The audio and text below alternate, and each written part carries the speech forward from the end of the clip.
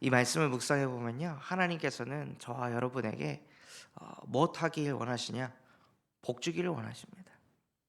하나님께서는 저와 여러분에게 은혜를 주시기를 원하십니다.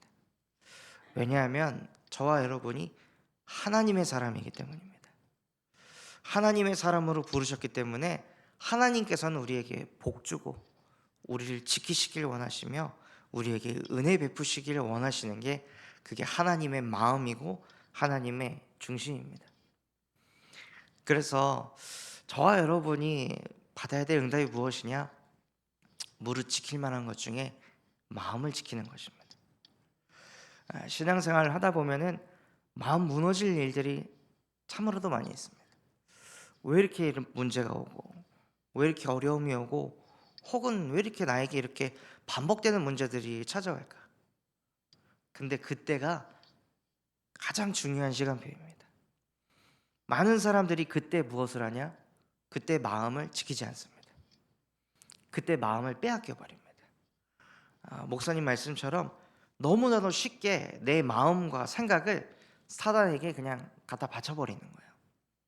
사단한테 갖다 바치고 사단한테 잡혀서 내 마음과 생각을 질질질질질 끌려다니다가 완전히 밑바닥으로 가고, 밑바닥으로 가서 그때서야 하나님 앞에 나와서 하나님께 은혜 달라고, 나 좀 도와달라고, 완전히 마음과 생각, 영혼까지 무너진 다음에 하나님을 바라본다는 거예요.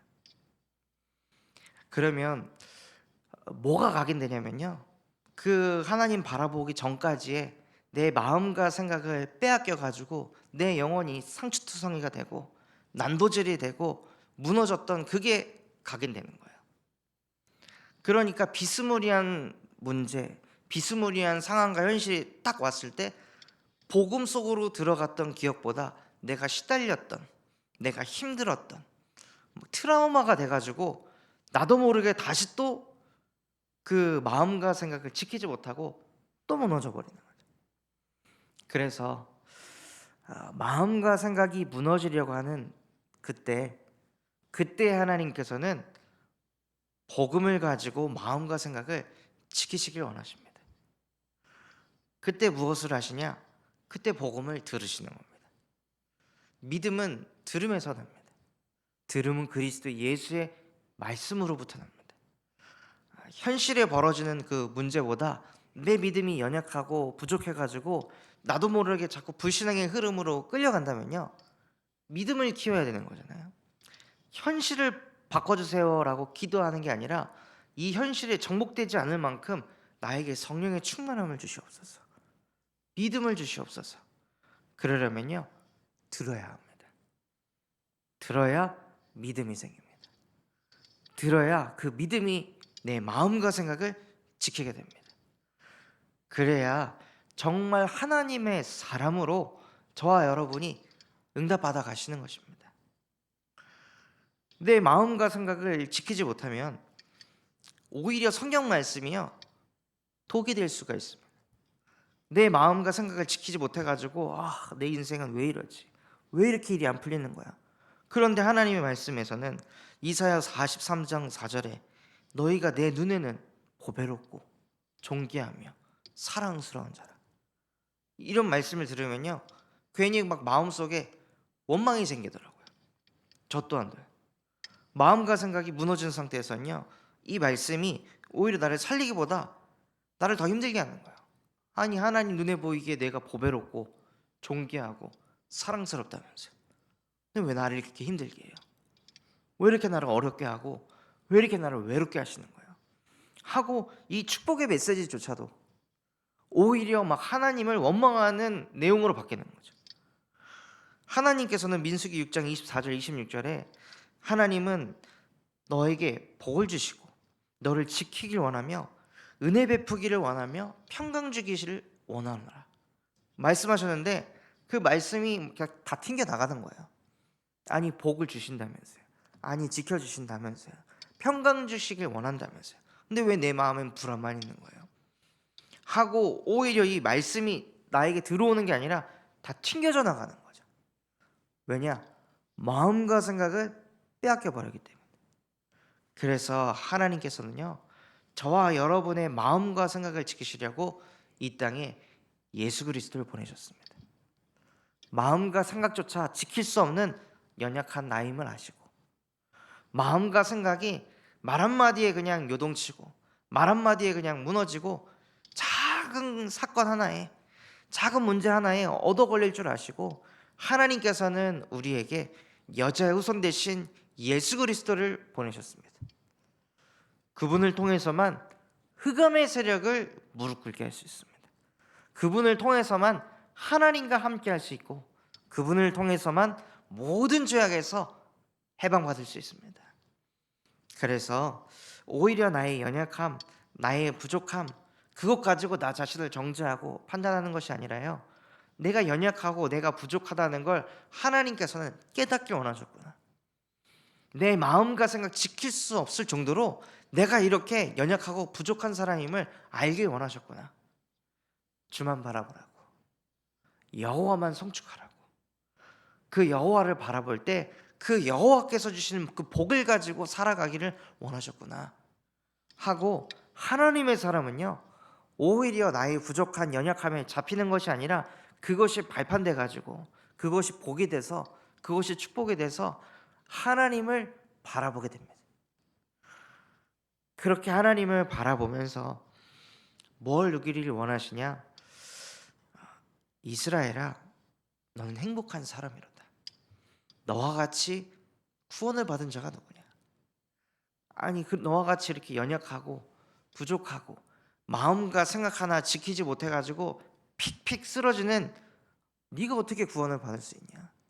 네가 마음도 생각도 잘 지키고 막 잘 싸우고 이기고 해내고 다르게 볼 수 있는 그런 눈, 그런 습관도 못 가졌는데 어떻게 너 같은 게 구원을 받을 수가 있느냐? 넌 정말 행복한 사람이다.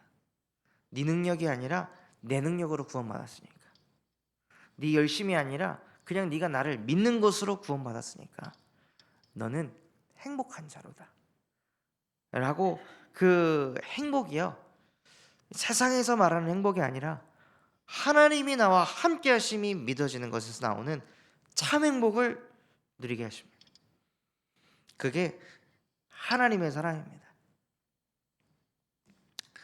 어제 새벽에 그 필립이 자는 모습을 이렇게 보는데 그냥 제가 행복하더라고요.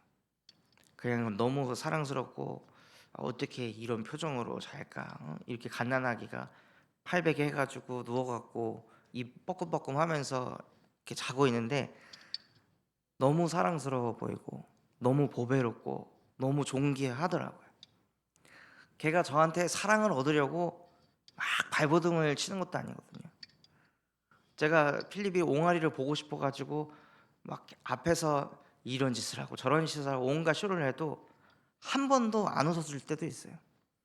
그렇다고 해서 그 아이를 제가 막, 내가 이렇게까지 노력하는데 어떻게 아버지한테 한 번도 안 웃어줘? 하고 걔한테 막 서러움을 느낀다거나 걔를 막 판단하는 생각을 하거나 하나도 없습니다. 그냥 걔의 존재 자체가 저에겐 너무 소중한 거예요. 너무 보배롭고 존귀하고 사랑스러운 거죠. 자다가도 우는 소리가 들리면은 벌떡 일어나가지고 뛰어나갈 만큼, 그 잠을 그렇게 좋아하는 제가 잠을 이길 만큼 너무 소중한 존재인 거예요. 저희 자식이니까요. 저와 여러분 또한도 마찬가지입니다. 저와 여러분은 하나님의 자식입니다. 하나님의 자녀입니다. 하나님의 사람입니다. 그러면 저와 여러분이 막 아둥바둥 살기보다 하나님께서는 하나님을 바라보길 원하십니다. 하나님과 그저 함께하길 원하십니다. 필리비가 그냥 부모와 함께하면요, 모든 문제 그냥 해결되는 거예요. 근데 부모와 떨어져 있으면요, 모든 게 문제인 거예요. 그래서 정말 하나님의 사람은요, 무엇을 하든지 간에 주님, 지금도 나와 함께 하시죠. 지금도 나와 동행하시죠. 오늘도 나와 함께 하신 이 하나님의 은혜에 내가 감사를 드립니다. 여호와를 송축합니다. 여호와를 찬양합니다. 내가 나를 봐도 너무 부족한 게 많고 연약한 게 많은데 그런 나를 하나님께서는 판단하거나 정죄하지 아니하시고 오히려 자기 자신을 버리실 만큼 나를 사랑하시니 그 하나님의 은혜에 내가 오늘도 감사를 드립니다. 그 여호와를 오늘도 송축합니다 하고 하나님께 찬양을 드리시기 바랍니다. 그렇게 하나님의 사람이 되면요, 하나님께 쓰임받는 전도자로 하나님께서 축복하십니다. 현장에서 한 영혼을 만났는데요, 그 분에게 물었어요. 어르신, 하나님을 믿으십니까? 라고 여쭤봤더니 내가 저기 해오름 교회에 엄청 오래 다닌 사람이야. 그러세요? 아들도 목사고 또 우리 아들도 여기 해오름 교회 장로라고. 여기 교회가 지금 성도가 막 1,000명이 넘는다고 하면서 그 막 자식들이 얼마나 신앙인지 또 저 해오름 교회가 성도가 얼마나 많은지 막 이런 것들을 막 얘기하시더라고요. 그 다시 물어봤어요. 어르신, 하나님을 믿으십니까? 하고 물었더니 아니, 내가 목사님이 뭐 이런 분이었는데 그 목사님이 이런 말을 하고 이런 선택을 해가지고 내가 큰 상처를 받았다고 하면서 갑자기 이제 목사님에 대한 안 좋은 얘기들을 막 하시더라고요. 다시 물어봤어요. 어르신, 하나님을 정말 믿으십니까? 아무 말을 안 하더라고요. 목사님 믿는 거 말고요, 하나님을 믿으십니까? 어르신, 목사님에게 왜 상처를 받습니까? 목사님도 사람인데 사람은 잘못을 할 수 있고 사람은 실수를 할 수 있고 사람은 자기밖에 모를 수밖에 없습니다. 그런데 왜 신앙생활을 그 목사님의 그 행동, 말, 모습 따라 어르신의 신앙이 자꾸 왔다 갔다 하십니까? 하나님을 믿으셨으면 좋겠습니다. 근데 그분이요, 밤에 잠을 자려고 하면 불을 끄잖아요. 그럼 막 공포가 오는 거예요. 두려움이 막 몰려오고, 꿈을 꿨는데 시누이가 나와가지고 하얀 소복을 입고 머리를 넘겨가지고 자기에게 다가오는데 양 머리에 못이 박혀가지고 자기를 부른다는 거예요. 오라고, 나랑 같이 가자고. 신앙생활 38년 했는데요, 악몽에 자꾸 시달리는 거예요. 귀신에게 자꾸 시달리는 거예요. 그러면서 결국에는 뭘 얘기하시냐, 교회를 그렇게 많이 다녔는데 성경이 뭘 말하고 있는지 모르겠다는 거예요. 그래서 그분에게 성경을 쥐어 짜면 한 방울이 나오는데 그게 뭐냐, 예수가 그리스도이심을 믿게 하려고 성경을 기록했습니다. 예수가 하나님의 아들이심을 믿고 그분을 믿을 때 영생을 얻는다고 했습니다. 그게 성경의 핵심입니다. 예수 그리스도만이 당신을 그 공포 속에서, 두려움 속에서 해방시킬 수 있습니다. 예수 그리스도만이 당신을 시달리게 하는 그 모든 흑암의 세력을 박살낼 수 있습니다. 예수 그리스도만이 당신을 그 모든 죄악에서 해방시킬 수 있습니다. 예수 그리스도만이 하나님 떠난 당신을 하나님 만나게 할 수 있습니다. 신앙생활 38년 한 거 그게 중요한 게 아니라 그리스도를 만나셔야 합니다. 해서 그리스도의 복음을 전하니까요, 복음을 받으시고 구원받고 하나님을 영접하시더라고요. 그렇게요, 현장에 하나님 떠나가지고 말도 안 되는 거에 잡혀갖고 무너져가는 사람이요, 너무나도 많다는 거예요. 그 영혼들을 살리기 위해서 하나님께서 저와 여러분을 전도자로 부르셨습니다. 사람을 살리는 제자로 부르셨습니다. 사람을 살릴 때 가장 중요한 것이 무엇이냐면요, 선악과를 먹지 않는 겁니다.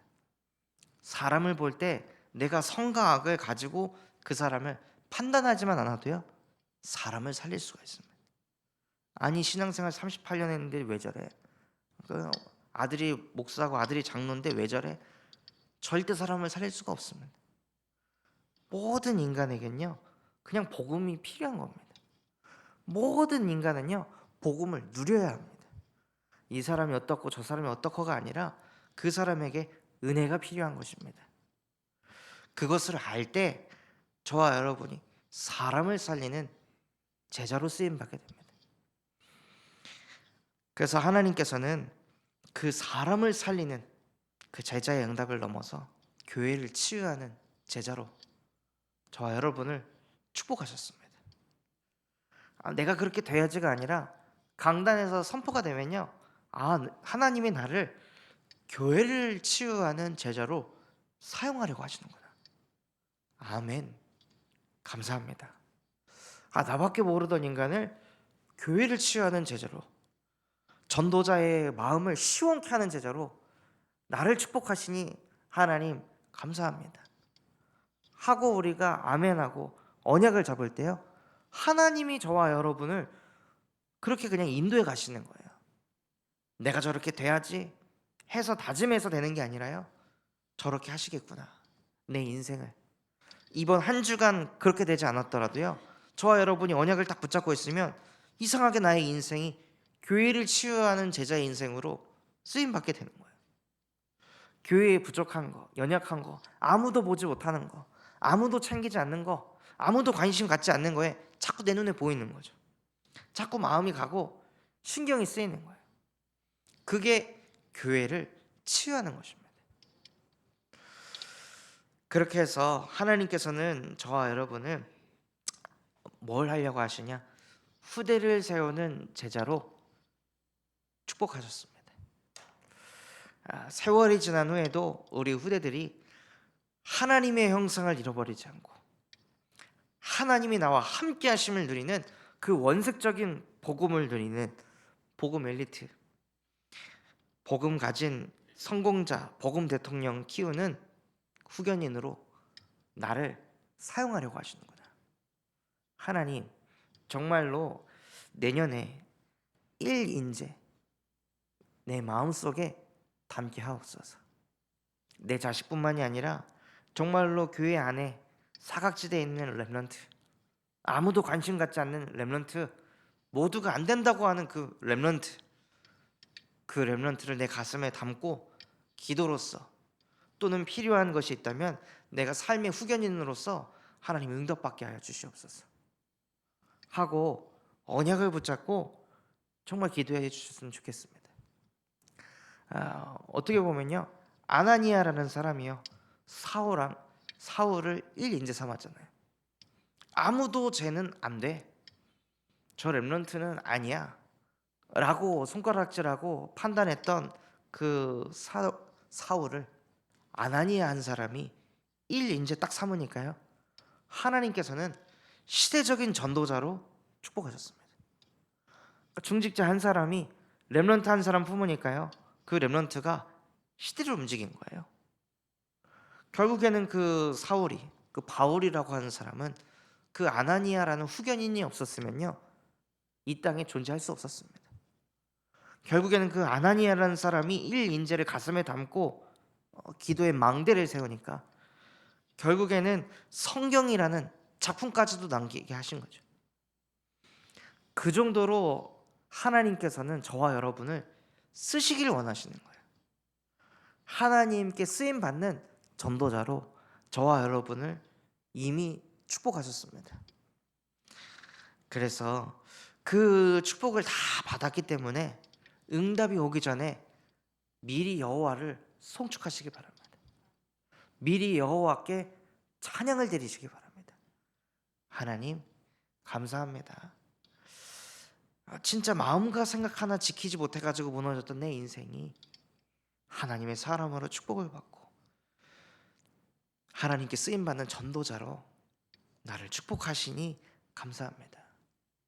나를 이렇게 축복하신 여호와여, 내가 일평생 주만을 송축하고 주님만을 찬양하겠습니다. 그래서 오늘 주일 예배 최고 은혜 받는 사람이 되고 싶습니다.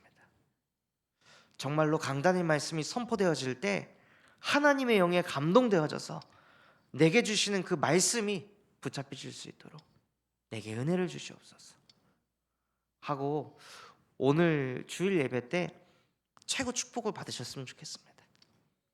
모든 축복은요, 강단에서부터 시작됩니다. 그래서 강단에서 주신 말씀이 나의 언약의 말씀으로 굳게 잡힐 때 그때부터 보좌가 움직이기 시작하고 그 보좌의 능력으로 나도 모르게 언약 성취 속에 있게 하십니다. 그래서 앞으로 남지 않는 2023년 정말로 하나님의 말씀이 내 인생을 흥황하게 하고 교회를 흥황하게 하고 현장을 흥황하게 하는 것을 실제 보는 증인 되셨으면 좋겠습니다. 그래서 정말 제 마음속에도 계속 하나님께서 은혜를 주시는 게 밤을 지키고 아침을 지키라 하십니다. 하나님, 정말로 나의 밤 시간, 아침 시간을 여호와께 송축할 수 있도록 내게 은혜 주시옵소서. 그 안에서 모든 것을 회복하고 누리는 하나님의 사람으로 여호와를 송축하는 하나님의 자녀로 내 인생을 인도하여 주옵소서 라고 고백하시면서 정말로 여호와를 송축하시는 오늘이 되시기를 예수 그리스도의 이름으로 기도하겠습니다. 받은 말씀 가지고